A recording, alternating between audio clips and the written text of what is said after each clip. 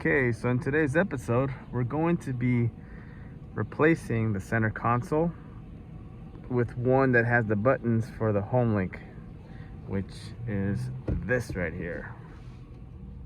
So to remove the console, you'll have to pry down on this with your fingers, and you'll notice that there are 4 tabs.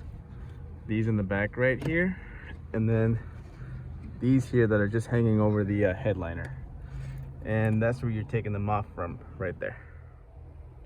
On the next step, we're gonna go ahead and tie into these wires here. The black wire is gonna be your ground conductor. The yellow is gonna be your lights illumination. And this red and blue wire is gonna be your constant 12-volt positive. So I went ahead and tapped these wires in here with wire leads. And we're gonna connect that to the actual Homelink, which is this module right here.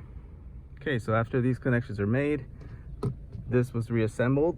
I used some wire nuts here to connect the wires back to the Homelink. The red is your constant 12 volts, the black is your ground, and the yellow wire here is your illumination cable. So after this is all said and done, I'm just gonna tuck up these wires and then push this one back up. Okay, so after it gets snapped back into place, there's our new Homelink buttons. Now it's time to start the programming.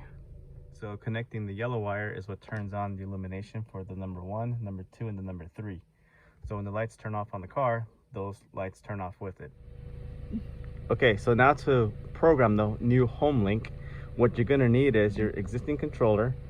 And what you're gonna wanna do is, you're gonna wanna push and hold the button you wanna program, while at the same time, you're gonna push and hold the gate you're gonna wanna do. So what I want to do now is I'm going to go ahead and press number 3, and then she's going to press on that one. When that when the light goes solid red, that means it's learned it. We can let go now, and you see the gate is opening.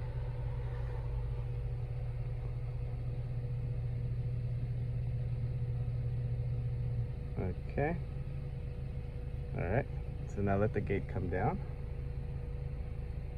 Then we're gonna open it with number 3. So the gate's coming down. And now if we push here number 3, it's opening up the gate now. And that's it.